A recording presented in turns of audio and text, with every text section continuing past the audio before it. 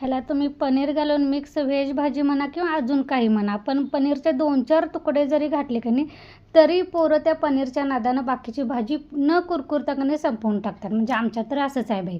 चला तर कशी बनवली हे मी तुम्हाला सांगते.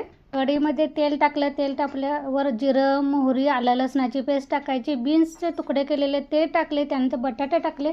मीठ घालून बारीक गॅसवर ठेवलेलं आहे परतून. वाटण केले. त्यात कांदा टोमॅटो भाजून घेतला. त्यानंतर काश्मीरी लाल मिरची पावडर, थोडंसं मीठ, जिरा धण्याची पावडर हे घालून कणी पाणी थोडंसं घालून पेस्ट बनवून घेतलं. कढईतली भाजी परतल्यानंतर त्यात मी फ्रोजन वाटाणे असते ते घातलं. आमची घरगुती चटणी घातली आणि हा मसाला घालून थोडंसं 2-4 मिनिट झाकण लावून परतून घ्यायचं. त्यानंतर कणी पाणी थोडंसं घालायचं आणि शिजवून घ्यायचं चांगलं. तेलामध्ये परतल्यामुळं पटकन शिजते, वेळ जास्त लागत नाही. बघा छानपैकी. आणि मला अशीच ग्रेव्ही करायची आहे कारण माझ्या मुलाला कणी अशी थोडीशी ग्रेव्हीदारच भाजी आवडते.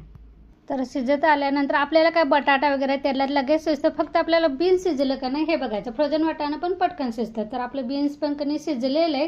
तर आता सगळ्यात शेवटी आपण जे पनीरचे तुकडे केलेले आहेत की नाही ते टाकायचे आणि त्यानंतर परत झाकण ठेवून 2-4 मिनिट गॅसवर ठेवून द्यायचं. त्यानंतर ह्यावर तुम्ही बारीक चिरलेली कोथिंबीर टाका किंवा ह्यातलं थोडंसं जरी पनीर कणी किसून जरी टाकलं तरी जी ग्रेव्ही केलेली की त्याला अजून चव भारी येते. चला तर मी आता पनीर टाकल्यानंतर काही 2-3 मिनिट परत गॅसवर ठेवलेलं आहे. बघा मस्तपैकी भाजी आता आपली तयार झालेली आहे. आता मी गॅस बंद करणार.